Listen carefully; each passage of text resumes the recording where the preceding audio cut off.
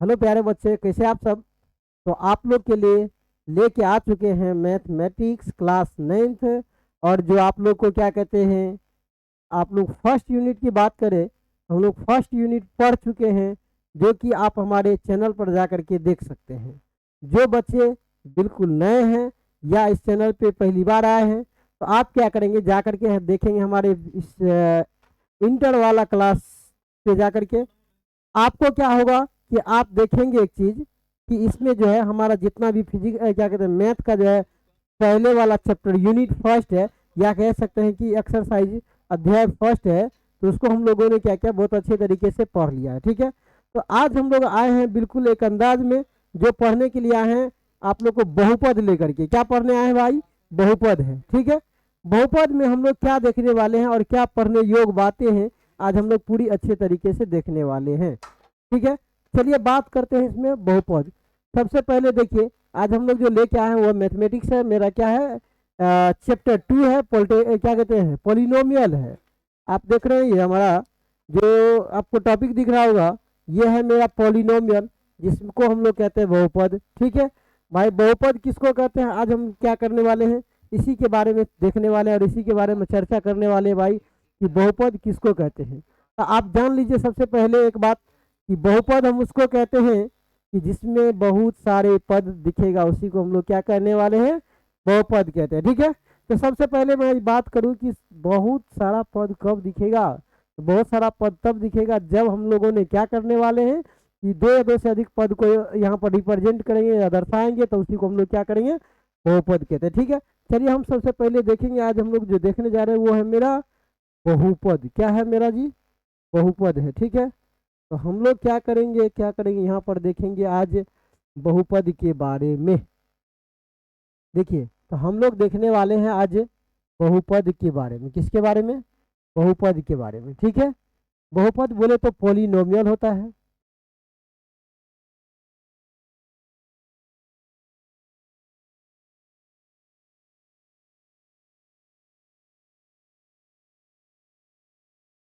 Polynomial होता है, यहाँ पर है मेरा वर्ड मीनिंग मिस्टेक, यहाँ पर है पॉलिनोमियल में गलत।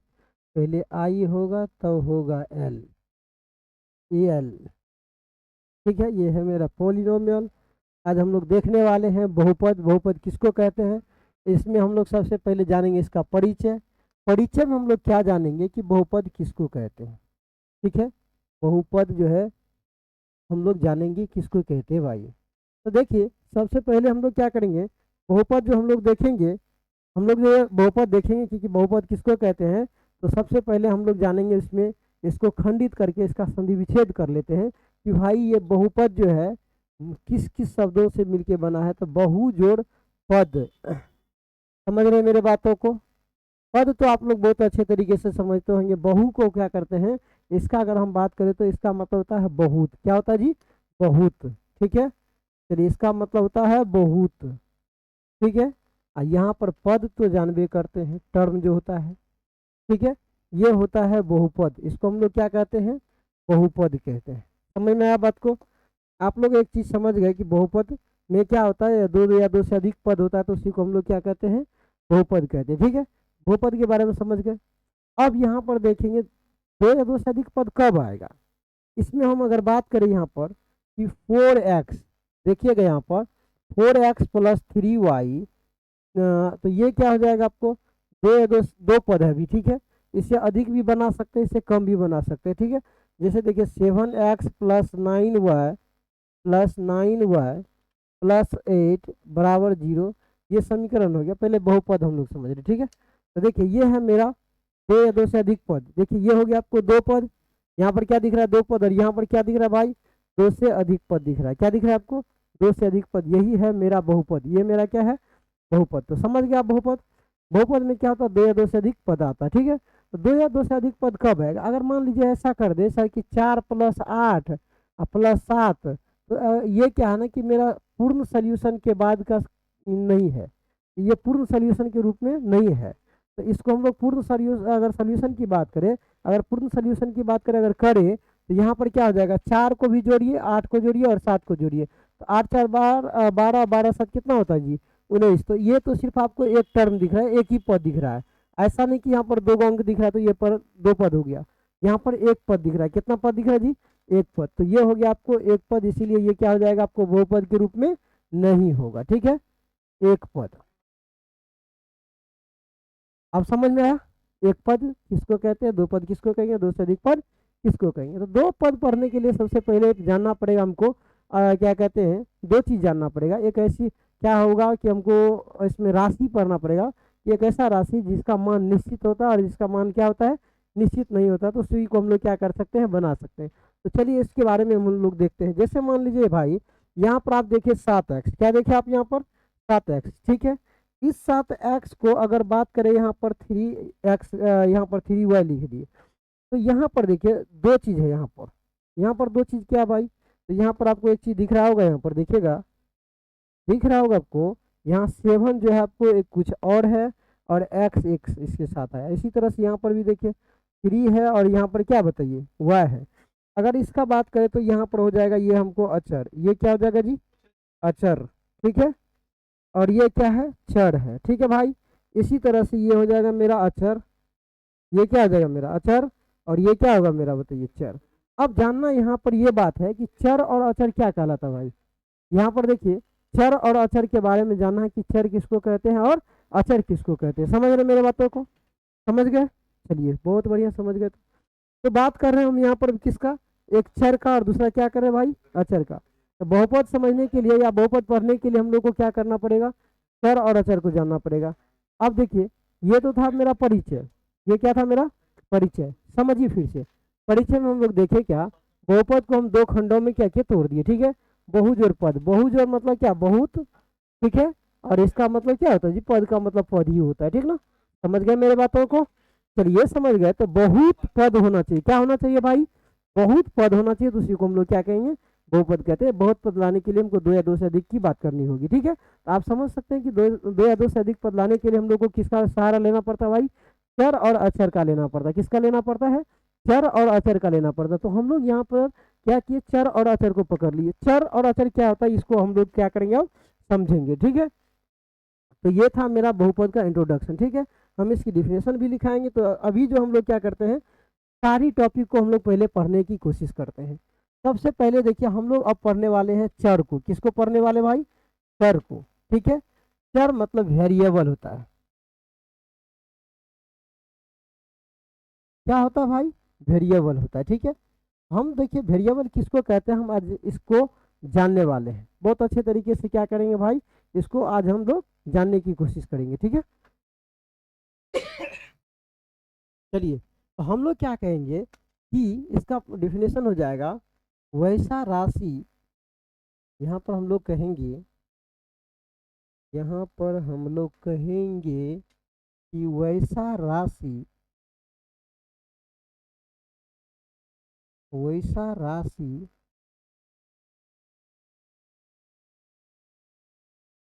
जिसका मान, जिसका मान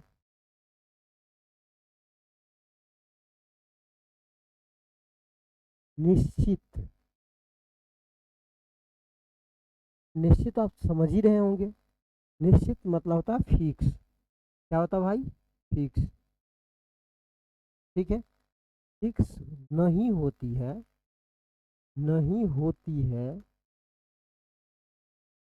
होती है, तो उसे, तो उसे हम लोग क्या कहते हैं, तो उसे हम लोग कहते हैं, तो उसे हम लोग कहते हैं चर राशि, या चर कहते हैं। चर राशि भी कह सकते हैं, चर भी कह सकते हैं, ठीक है। चर कहते हैं, ठीक है। समझ रहे मेरे बातों को? चलिए चर कहते हैं, किसको समझ में आ गया। अब यहाँ पर अगर एग्जाम्पल की बात करूँ, एग्जाम्पल की अगर बात मैं करूँ तो यहाँ पर क्या हो जाएगा, यहाँ पर अगर मैं एग्जाम्पल की बात कर लूँ तो एग्जाम्पल हो जाएगा क्या, एग्जाम्पल क्या हो जाएगा मेरा भाई। तो एग्जाम्पल में हो जाएगा, आप क्या आप देख लीजिए कि हम विभिन्न प्रकार के देते हैं। चलिए कैसे, तो यहाँ पर देखिए कि अगर हम मान के चलिए, यहाँ पर कहे, देखिए अगर मान लीजिए कि मोहन की उम्र, मोहन मोहन की आयु आयु अगर मान लीजिए यहाँ पर 10 वर्ष कह दिए, कितना वर्ष कह दिए, 10 वर्ष। तो इससे आप क्या समझे बताइए। इससे आप ये समझ रहे होंगे कि मोहन की जो एक आयु है, एक मोहन नाम का कोई व्यक्ति है जिसका उम्र क्या है भाई, 10 वर्ष है, और उसकी आयु क्या है भाई, तो उसकी आयु जो है आपको निश्चित दिखा रहा होगा। क्या दिखा रहा जी, निश्चित दिखा रहा। ठीक है, तो ये होता है हमारा क्या, तो ये हमारा था, ये हमारा था क्या, आप समझ ही सकते हैं, ये है हमारा बहुपद। ठीक है, चलिए ये है मेरा बहुपद। तो समझ के बात को, बहुपद में हम लोग क्या देखे, चर राशि को देख रहे थे। चर राशि किसको कहते हैं, चर राशि उसको कहते हैं जिसका मान निश्चित नहीं होता है। तो यहाँ पर देखे कि ये तो मान निश्चित हो गया ना, ये क्या हो गया बताए भाई, निश्चित हो गया, निश्चित है, निश्चित हो जाता है। ठीक है, तो ये निश्चित होने के कारण ये क्या हो जाएगा आपको, ये जो है आप समझ सकते हैं कि ये हो जाएगा आपको चर राशि के श्रेणी से हो जाएगा बाहर। अब हम लोग को लाना क्या है भाई, चर राशि लाना। तो चर राशि लाने के लिए हमको क्या करना पड़ेगा, तो देखिए चर के लिए हम लोग क्या करेंगे, यहाँ पर देखिएगा, अगर हम यहाँ पर बात करें, यहाँ पर देखिए हम कह दे यहीं पर कि मोहन की जो आयु है, मोहन की जो आयु है, आयु है, आयु है वो एक्स वर्ष है। कितना वर्ष है भाई, एक्स वर्ष है। तो ये निश्चित है, निश्चित नहीं है। इसमें इसमें क्या हो गया भाई, निश्चित नहीं है।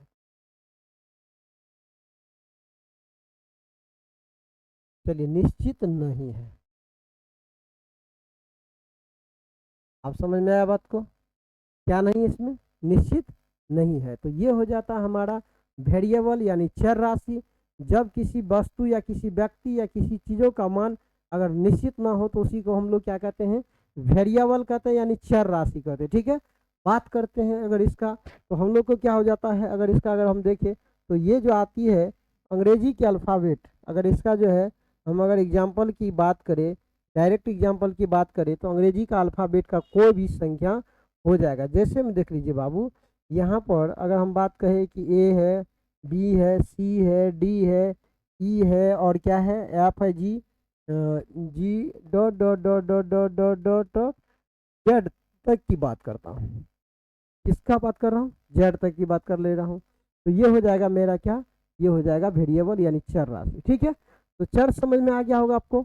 अब देखिए यहाँ पर कह रहा है कि भाई मोहन की जो आयु है, वो मोहन की आयु आपको कितना दिख रहा है बताइए, मोहन की आयु एक्स वर्ष दिख रहा है। तो यहाँ पर निर्धारित होता है कि इसमें कि मोहन का जो उम्र है, जो आयु है, वो निश्चित नहीं है, वो क्या होगा कोई अंदाजा इसमें नहीं लगा सकते, क्योंकि हम मान के चलिए एक्स लिखने का मतलब हो गया कि यहाँ पर कि कोई कह सकता है कि 10 वर्ष होगा, तो कोई कह सकता है सर 40 वर्ष होगा। इसमें किसी एक राशि को नहीं उठा सकते हैं। तो इसका मतलब ये हो गया कि इसका मान जो है निश्चित नहीं हुआ। तो निश्चित जब तक नहीं होगा तो हम लोग क्या करने वाले भाई, उसको हम लोग वेरिएबल के अंतर्गत रखने वाले। ठीक है, चलिए बात करते हैं हम लोग, ये था मेरा अचर, अब हम लोग जानेंगे चर राशि। पर ये था चर, अब हम लोग जानेंगे अचर को। ठीक है, तो चलिए अचर क्या होता है हम अब इसको देखने वाले हैं।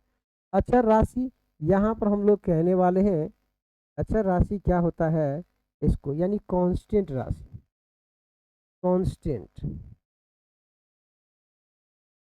आपको सुनने से लग रहा होगा कांस्टेंट मतलब क्या होता है, कोई बदलने वाला मान नहीं होता है। इसमें क्या होता है भाई, कि मान बदलने वाला नहीं होता, उसी को हम लोग कांस्टेंट कहते हैं, स्थिर जो होता है उसको कहते हैं। तो इसका अगर डिफिनेशन की बात करें हम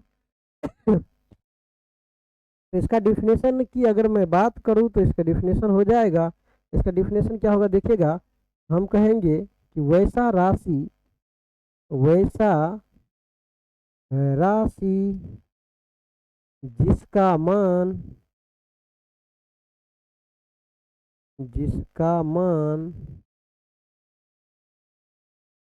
जिसका मान, जिसका मान नहीं बदलता है, अर्थात बदलता है। ठीक है भाई, अर्थात की अगर बात करूँ तो हो जाएगा अर्थात निश्चित हो, निश्चित मान हो। निश्चित मान यानी वैल्यू हो तो उसे हम लोग क्या कहते हैं भाई, तो उसे अचर राशि कहते हैं, अचर राशि कहते हैं, अचर राशि कहते हैं।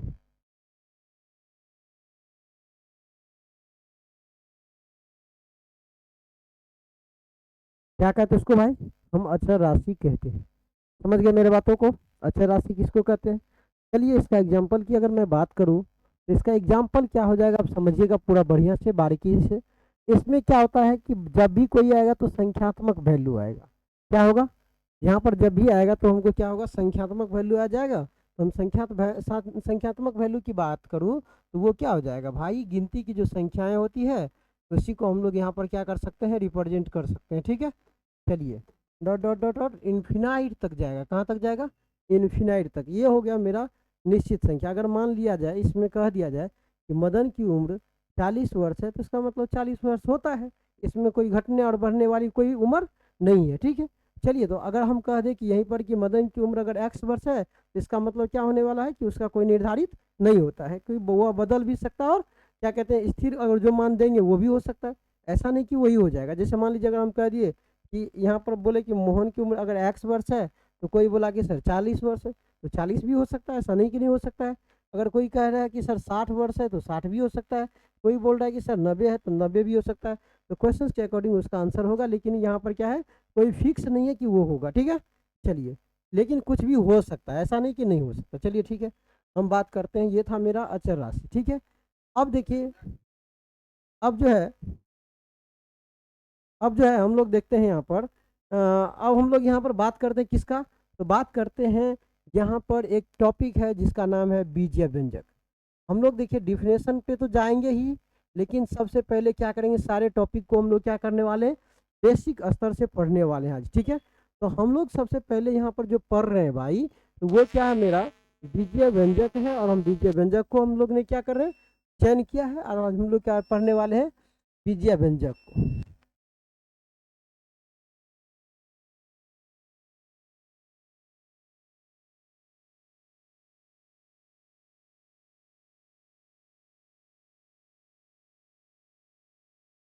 बीजीय व्यंजक, अब हम लोग यहाँ पर बात करने वाले हैं बीजीय व्यंजक की।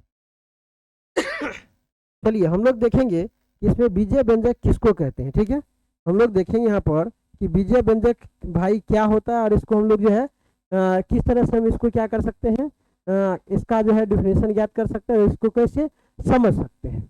तो सबसे पहले मैं अगर इसका बात करूं तो देखिए इसका बात क्या होता है, बीजीय व्यंजक की अगर मैं बात करूं तो बीजीय व्यंजक में क्या हो जाता है, हम कहेंगे कि यदि चर और अचर राशि को गुणनफल या गुना करने पर जो हमको गुणनफल प्राप्त होता है उसी को हम लोग क्या कहते हैं भाई, बीजीय व्यंजक कहते हैं। क्या कहते हैं, बीजीय व्यंजक कहते हैं। आप समझ सकते हैं मेरे बातों को। यहाँ पर हमने इसका जो डिफिनेशन लिखने की बात कही या डिफिनेशन कही या हम समझने की बात कहे तो कहेंगे कि वैसा क्या कहते हैं, यहाँ पर डायरेक्ट कहेंगे चर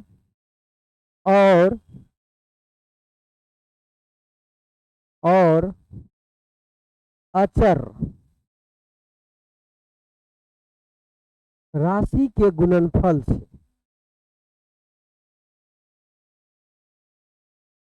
राशि के गुणनफल से, गुणनफल चर और अचर राशि के गुणनफल को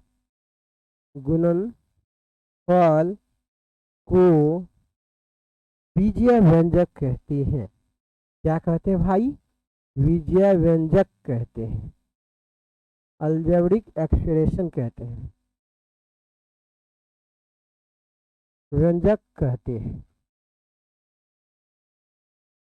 समझ रहे मेरे बातों को, ये क्या है भाई, अलजेब्रिक एक्सप्रेशन कहते हैं, इसको हम लोग कहते हैं बीजीय व्यंजक कहते हैं। ठीक है, अब यहाँ बात आ रहा है चर और अचर के मल्टीपल को, किसका बात कर रहे हैं हम लोग यहाँ पर, चर और अचर राशि की किसका बात कर रहे हैं भाई, गुणनफल का बात कर रहे हैं। किसका बात कर रहे हैं हम लोग, चर और अचर राशि के गुणनफल को हम लोग यहाँ पर बात करते हैं। ठीक है, चलिए तो बात करते हैं हम लोग यहाँ पर, समझ सकते हैं कि मेरे बातों को, हमने जो यहाँ पर बात उठाया चर और अचर राशि के क्या बोले, गुणनफल को हम लोगों ने किया। ठीक है, तो यहाँ पर हम लोग करके देखेंगे। ठीक है, आप जैसा कि जानते हैं, आप जैसा कि जानते हैं, देखिए अगर इसका एग्जाम्पल की बात करूं मैं, तो आप जैसा कि जानते हैं 4 है मेरा चर।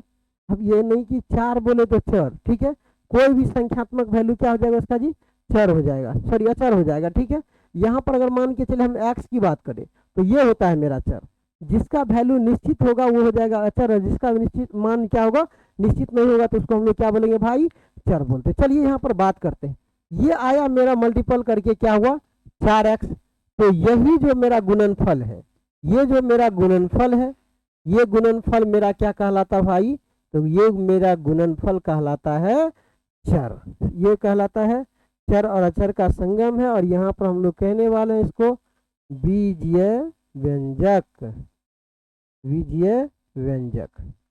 अब समझ में तो आया होगा बीजीय व्यंजक किसको कहते हैं, बीजीय व्यंजक समझ में आ गया होगा। अब यहाँ पर अगर मैं बात करूँ दूसरा एग्जाम्पल की, मैं बात करूँ यहाँ पर क्या हो जाएगा भाई, अगर हम दूसरा एग्जाम्पल की बात करें तो यहाँ 3 मल्टीपल y है, तो ये हो जाएगा मेरा 3y, और यहाँ ये मेरा हुआ प्राप्त गुणनफल, यही मेरा क्या कहलाता है, बीजीय व्यंजक, बीजीय व्यंजक।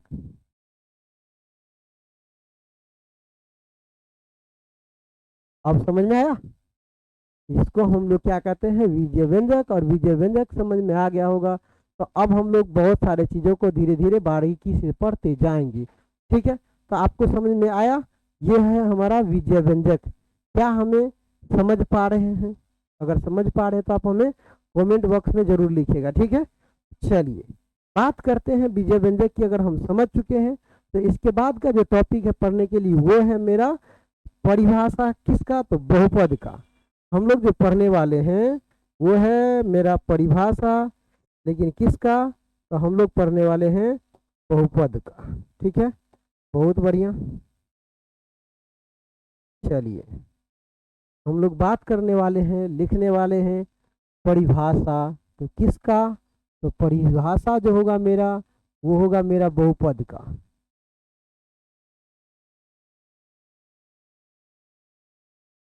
अभी से था मेरा परिचय, अब लेकिन हम लोग आ गए परिभाषा पे, और परिभाषा जो है मेरा क्या हो जाएगा, क्या हो जाएगा, किसका हम परिभाषा देख रहे हैं भाई, तो बहुपद का देख रहे हैं। किसका देख रहे हैं हम, बहुपद का। तो बहुपद का परिभाषा होगा क्या, आज हम लोग देखने वाले हैं यही।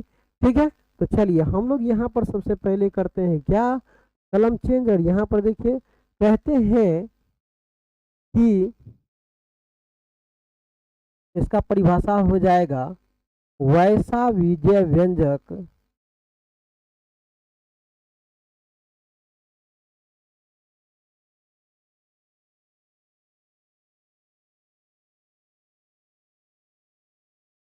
जिसमें चर का, चर नहीं होगा बाबू, यहाँ पर हम लोग कहेंगे जिसमें, हाँ जिसमें चर का अधिकतम घात या चर का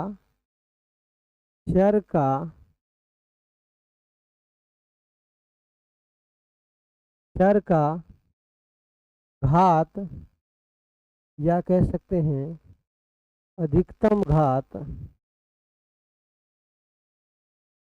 चर का अधिकतम घात, चर का घात ही होगा, चर का घात एक पूर्ण संख्या हो, एक पूर्ण संख्या हो,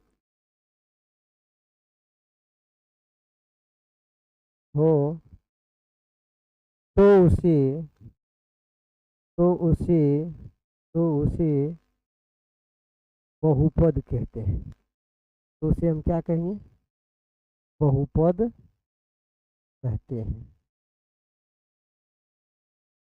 क्या कहते हैं भाई, उसको हम बहुपद कहते हैं।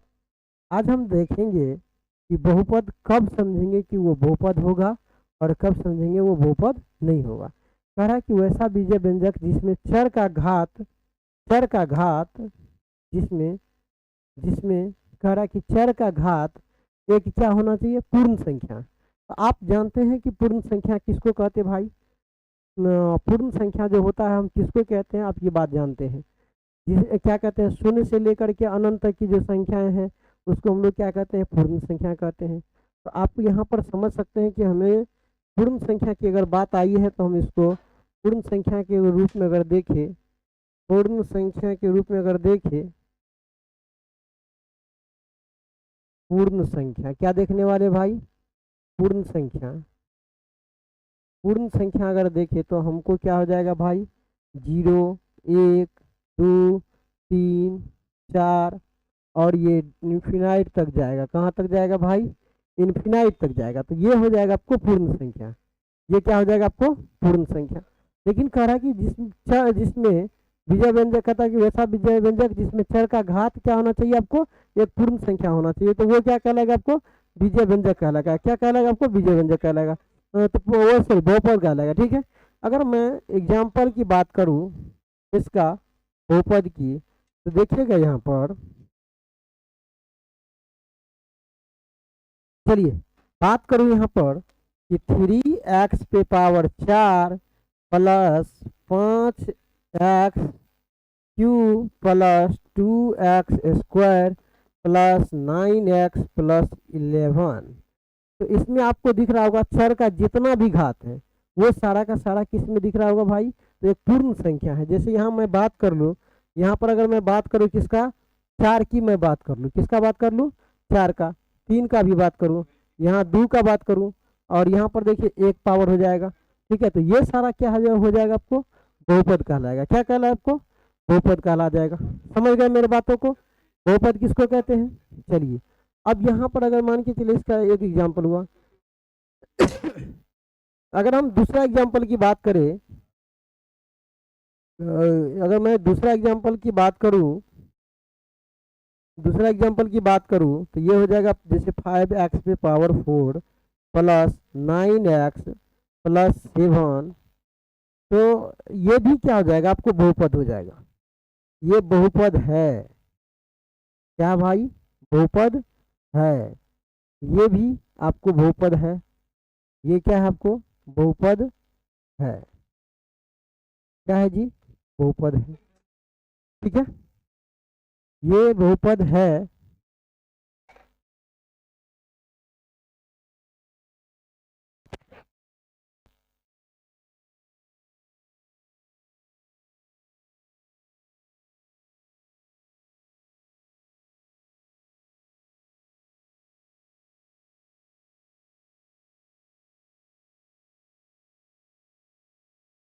चलिए तो हम लोग बात करते हैं क्या, इसमें देखें कि बहुपद कब है और कब नहीं है, इसी चीज़ों को हम लोग देख रहे हैं। अगर बात करें यहाँ पर 3 नंबर में कि 5x पे पावर -4 दिया है प्लस 7x दिया है प्लस 18 दिया है, क्या ये बहुपद है, तो कहेंगे ये बहुपद नहीं है। भाई क्यों नहीं है, जरा आप लोग बताएंगे कमेंट में। ये बहुपद है तो कैसे है और बहुपद नहीं है तो कैसे है। हम तो कह दिए कि भाई बहुपद नहीं है, कैसे नहीं है हम ये बता सकते हैं। यहाँ पर देखिए घात क्या है, एक माइनस में दिया गया है। तो पूर्ण संख्या का घात, पूर्ण संख्या कभी माइनस में नहीं होता है। किसमें नहीं होता जी, पूर्ण संख्या जो है कभी माइनस में नहीं होता है। इसी कारण से यहाँ आपको दिख रहा होगा -4 लिखा हुआ है। क्या दिख रहा है भाई, -4 दिख रहा है। तो ये -4 ये बताता है कि भाई हम पूर्ण संख्या नहीं है। जब आप पूर्ण संख्या नहीं हो तो हम आपका जिक्र भी नहीं कर सकते हैं। तो यहाँ पर कह रहा है कि बहुपद होने के लिए विजय व्यंजक जिसमें चर का घात एक पूर्ण संख्या होना चाहिए। भाई क्या होना चाहिए, हमको एक पूर्ण संख्या होना चाहिए, तब वो बहुपद कहलाएगा। फिर वरना क्या होगा, बहुपद नहीं कहलाएगा। तो आप यहाँ पर समझ गए होंगे कि बहुपद है या बहुपद नहीं है। यहाँ -4 ये साबित करता है कि इसमें माइनस लगने का मतलब ये पूर्ण संख्या की श्रेणी से बाहर हो जाना। तो इसीलिए ये भी बहुपद की श्रेणी से क्या हो जाएगा जी, बाहर हो जाएगा। अगर मैं बात कर लूँ यहाँ पर 4 नंबर की, 4 नंबर में देखिएगा यहाँ पर 3x पे पावर -क्यूब प्लस जो है 7x स्क्वायर प्लस जो है आपको दिया है 8x प्लस में कितना दिया है, अगर 17 दिया है। मैं बात करूँ इसका, तो यहाँ पर एक चीज़ आप देखेंगे, ये भी बहुपद है या नहीं, आप ये जरा सा बताइए। यहाँ पर सर दिख रहा है एक में माइनस है और एक में प्लस है, तो आप एक चीज समझ सकते हैं, तो ये माइनस वाला बहुपद नहीं होगा और प्लस वाला क्या हो जाएगा, बहुपद हो जाएगा। ऐसा कोई बात नहीं है। यहाँ पर आप लोग देख रहे हैं अलजेब्रिक एक्सप्रेशन में जितना भी हम बात आएगा, जितना सारा को देखेंगे वो सारा क्या हो जाएगा, एक पूर्ण संख्या में होना चाहिए। उसका पावर क्या होना चाहिए, पूर्ण संख्या में होना चाहिए। यदि पूर्ण संख्या में नहीं है तो हम क्या कहने वाले हैं कि उसका जो है वो जो होने वाला है कि बहुपद नहीं होगा। यदि पूर्ण संख्या नहीं है तो नहीं होगा, यदि पूर्ण संख्या है तो वो हो जाएगा। तो इसीलिए कहेंगे ये बहुपद है कि नहीं है, कहेंगे बहुपद नहीं है। क्यों नहीं है भाई, तो यहाँ पर हम लोग कहेंगे कि इसका पावर क्या है, माइनस में है। अब समझ में आया, अब समझ में आया कि हम लोग बहुपद किसको कहेंगे और किसको बहुपद नहीं कहेंगे। समझ में आ गया बात को। चलिए बात करते हैं, हम लोग यहाँ पर बढ़ते हैं, बहुपद की पहचान को लाते हैं। ठीक है, आज ये चीज समझना बहुत जरूरी है। ठीक है, उसके बाद हम लोग बारीकी से धीरे धीरे सभी टॉपिक को बात करते जाएंगे और अध्ययन करते हुए हम लोग निकलेंगे। ठीक है, तो बात करते हैं किसका भाई, देख लीजिए आप लोग यहाँ पर बात करने वाले हैं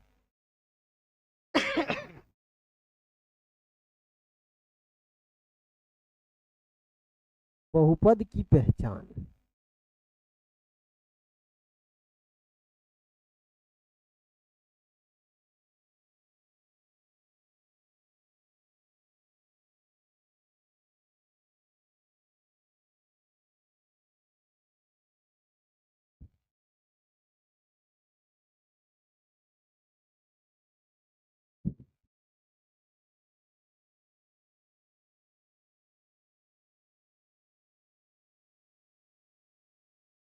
चलिए, ये है मेरा बहुपद की पहचान। तो हम लोग जो है वह समझ सकते हैं कि बहुपद किसको कहते हैं और इसकी पहचान कैसे करेंगे हम लोग देखेंगे। ठीक है, तो बहुपद की पहचान आज हम लोग देखने वाले हैं।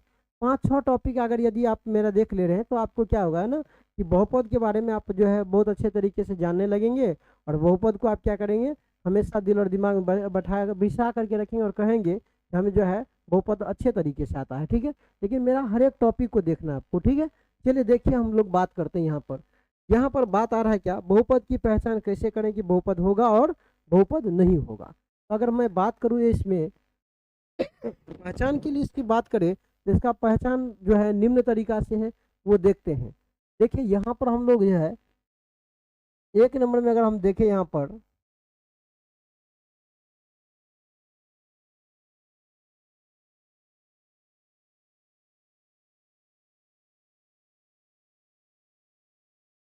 बहुपद में चर का घात एक पूर्ण संख्या होना, घात एक पूर्ण संख्या होना चाहिए। क्या होना चाहिए भाई, एक पूर्ण संख्या होना चाहिए।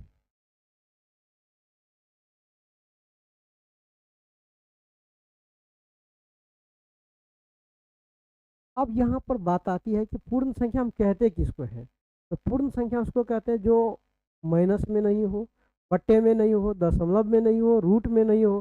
तो ये सारा जो आप संख्या देखते हैं वो क्या होता है, परिमेय संख्या का क्या कहते हैं उसमें भाई, उसका जो है हम लोग कहते हैं पूर्ण संख्या। चलिए एग्जाम्पल के तौर पे देख लेते हैं एक बार।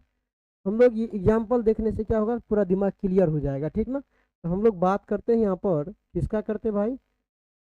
चलिए हम यहाँ पर एग्जाम्पल की अगर मैं बात करूँ तो एग्जाम्पल में क्या हो जाएगा मेरा, एग्जाम्पल में अगर हो जाएगा कि 3x पे पावर 4 प्लस 2x पे पावर कितना 3 प्लस 7x प्लस 11 प्लस, बस यही है। ये हो गया मेरा क्या, इसमें देखिए चर का जो घात है, आप इसमें जो देखिएगा तो क्या हो जाएगा भाई, इसमें चर का जो घात दिख रहा है आपको, चर का घात, चर का घात पूर्ण संख्या है, पूर्ण संख्या है, पूर्ण संख्या है। ठीक है, इसी तरह से मैं बात करूं और एक एग्जांपल ले लूं यहाँ पर,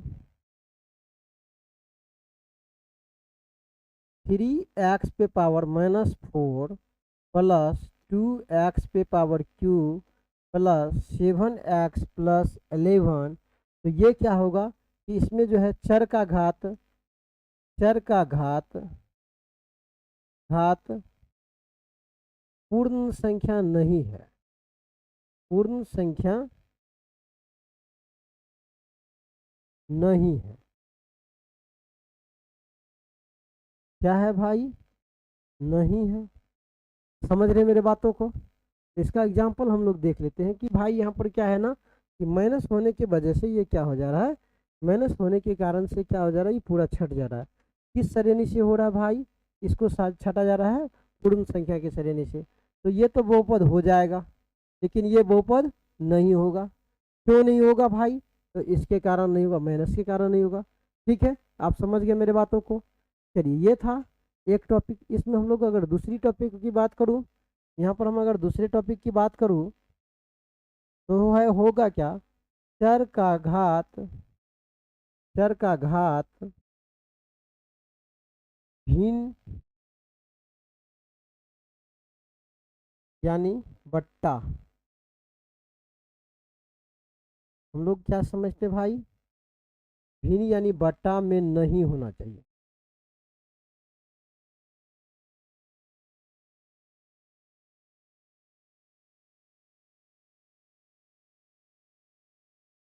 ठीक है, तो यहाँ पर हम लोग अब समझेंगे कि चर का घात क्या नहीं होना चाहिए भाई, भिन्न यानी बटा में नहीं होना चाहिए। चलिए, इसका एग्जाम्पल के तौर पर हम लोग देखते हैं। अगर एग्जाम्पल की अगर मैं बात करूँ, इसका एग्जाम्पल की बात करूँ, यहाँ पर क्या होगा, 3x पे पावर कितना, 4/3 plus 7x³ plus 2x² plus 9x+11। तो ये दिख रहा है आपको क्या, इसमें क्या कह रहा है कि भाई x का जो वैल्यू है, चर का जो वैल्यू है एक भिन्न के रूप में दिख रहा है। तो ये क्या हो जाएगा, मेरा बहुपद जो है नहीं होगा भाई। ये क्या हो जाएगा, मेरा बहुपद की श्रेणी से भाग जाएगा। क्यों, क्योंकि इसके पावर में क्या है भाई, बट्टा के रूप में दिया गया है। तो ये होगा क्या, इसके श्रेणी से बाहर आ जाएगा। ठीक है, मैं बात करूँ अब इसमें तीसरा टॉपिक। अच्छा, ये इसी को हम अगर इस रूप में लिखे ऐसा कि 3x पे power 4 plus 7x³ plus 2x² plus 9x+11। तो ये क्या हो जाएगा, आपको बहुपद हो जाएगा भाई। ये तब क्या हो जाएगा, तो आपको बहुपद हो जाएगा। समझ में आ रहा बात को, क्योंकि इसमें क्या है कि इसका चर का जो घात है आपको एक पूर्ण संख्या है, इसमें कोई माइनस, कोई बटा, कोई दशमलव, कोई रूट में नहीं दिख रहा। ठीक है, चलिए समझ गए बात को। 3 नंबर की मैं बात करूं तो 3 नंबर में मैं लिखूंगा कि चर का जो है, चर भिन्न में नहीं होना चाहिए, चर भिन्न में नहीं होना चाहिए।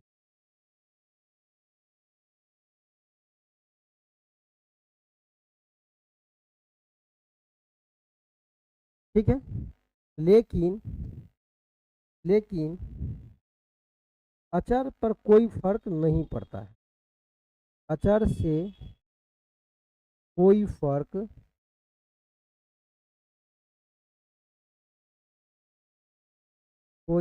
नहीं पड़ता।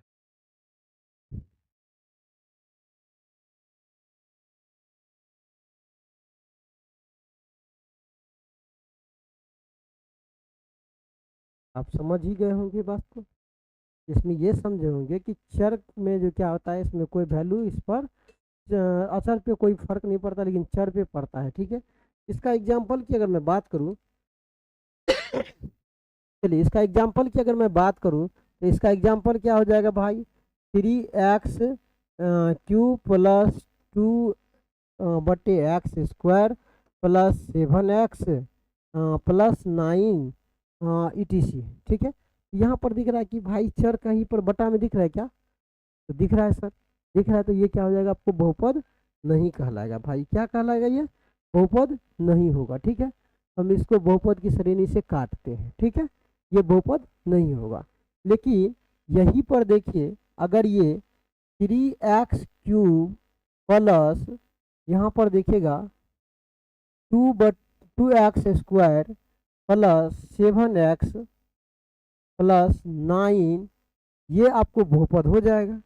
ये क्या होगा भाई, ये जो है आपको बहुपद हो जाएगा। ठीक है, देखिए थोड़ा सा अंतर क्या है इसमें, इसमें इसका पावर जो है दिख रहा है कि आपको जो है बटा में था, सॉरी ये चर ही बटा में था। लेकिन यहाँ पर क्या है कि ये जो है आपको, इसमें कोई इस तरह की घटना नहीं है, या इस तरह का नियम जो है लागू नहीं होता। ठीक है, ये समझ गया। तो अब हम लोग यहाँ पर बात करने वाले भाई किसका, तो ये हो गया। अब चर देखिए, एक चीज और समझिएगा, ये हमको जो है तीसरा टॉपिक था, तीसरा था, चौथा हम लोग देखेंगे इसी में। चौथा जो देखेंगे 4 नंबर में क्या था भाई, कि 4 नंबर में ये था कि चर जो है चर रूट में नहीं होना चाहिए, चर रूट में नहीं होना चाहिए, नहीं होना चाहिए।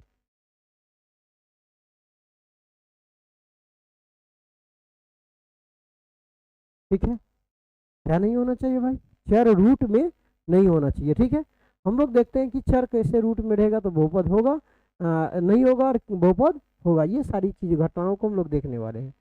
चलिए मैं बात कर लूँ यहाँ पर, यहाँ पर देखिए, अगर मान लीजिए √3 x² plus 7x plus 9 plus 8 है, यहाँ पर सिर्फ एक ही अचर संख्या रहेगा।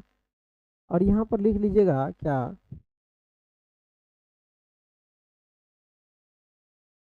यहाँ पर लिखिएगा लेकिन अचर पर कोई फर्क नहीं पड़ता, अचर पर कोई फर्क नहीं पड़ता।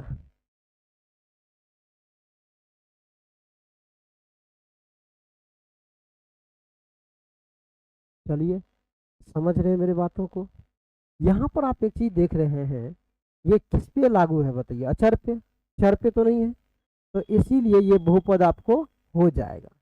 लेकिन यहाँ पर देखिए, अगर हम ऐसा करके दे, √3 है और यहाँ x है प्लस यहाँ पर 7x है प्लस 9 है, तो ये बहुपद होगा क्या, ये बहुपद होगा? तो हम इसका जवाब देंगे नहीं होगा। क्यों नहीं होगा भाई? तो ये अचर के साथ साथ किस पर लागू हो गया बताइए, तो ये दिख रहा होगा आपको, यहाँ पर चर पर भी लागू हो गया है। तो चर जब तक रूट से बाहर नहीं आएगा तब तक इसका बात बनने वाला नहीं है। समझ रहे हैं मेरे बातों को? चलिए समझ रहे हैं तो हम लोग क्या करते हैं, बाकी आगे बढ़ते हैं। ठीक है, ये था मेरा तीसरा नियम। अब हम लोग पढ़ते हैं इसी का 4 नियम। चौथा नियम क्या था ये हम लोग देखने वाले हैं। ठीक है, तो इसका चौथा नियम है, ठीक है, चर रूट में नहीं होना चाहिए, चर बटा में नहीं होना चाहिए, चर भिन्न में नहीं होना चाहिए। हम लोग क्या कहते हैं, एक बार देख लेते, 4 को तो हो ही चुका है, एक बार देख लेते कि कौन छूटा है और कौन हम लोग को और बच गया है करने के लिए। यहाँ पर देखिए बाबू, यहाँ पर कह रहा है कि बहुपद की जो पहचान है हम लोग किस तरह से कर सकते हैं। बहुपद में चर का घात एक पूर्ण संख्या होना चाहिए। तो भाई पूर्ण संख्या का मतलब क्या, ना तो वो माइनस में, ना तो वो बटे में, ना तो वो दशमलव में। समझ रहे मेरी बातों को? तो इसीलिए यहाँ पर देखिए क्या कह रहा है, 3x⁴ प्लस में दिया है 2x³ प्लस 7x प्लस 11, चर का घात एक पूर्ण संख्या है तो ये बहुपद होगा, वरना नहीं होता। ठीक है, यहाँ पर अगर मैं बात करूँ, यहाँ पर देखिए 3x⁴ यहाँ -4 आने का मतलब ये साबित करता है कि भाई -4 क्या है, एक पूर्ण संख्या नहीं है। तो इसका मतलब ये हो गया कि ये आपको जो है ये बहुपद की श्रेणी से भी क्या होगा, बाहर हो जाएगा। ठीक है, जब बहुपद की नियमों को फॉलो नहीं करेगा तो वो क्या होगा, इस उसके श्रेणी में रह पाएगा क्या, नहीं रह पाएगा। जैसे मान लीजिए यहाँ पर हम लोग देखें, इसके जस्ट नीचे में देखिए, यहाँ पर क्या भाई, देखिए यहाँ पर 3/4 दिया है, सॉरी 4/3 दिया है। हम बताए थे कि क्या कहते हैं, पूर्ण संख्या जो होता है फ्रैक्शन में नहीं होता, डेसिमल में नहीं होता है। हम आपको ये भी बताए थे रूट में भी नहीं होता। तो वो क्या हो जाएगा, आपको सारा जो है उस श्रेणी से बाहर आ जाएगा। ठीक है, तो ये भी नहीं होगा। ठीक है, तो इसीलिए इसको हम क्या किए, बहुपद की श्रेणी से इसको हटा के रखें। ठीक है, यहाँ पर जस्ट उसी का बात करें, 3x⁴ देखिए यहाँ पर सेम चीज़ भी है, सिर्फ पावर क्या किया गया, चेंज कर दिया गया। यहाँ पर 3x⁴ plus 7x³ plus 2x² plus 9x plus में क्या दिया है 11। तो इसमें क्या दिख रहा है आपको, सभी जो है पूर्ण संख्या के रूप में है, तो इसीलिए ये बहुपद की श्रेणी में भी है।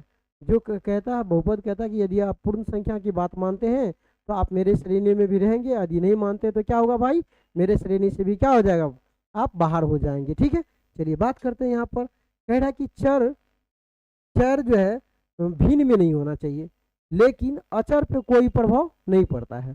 तो ये सिर्फ जो बातें आ रही है चर की बात आती है। किसका बात आ रही बात, चर की। किसका बात नहीं आता है, तो अचर।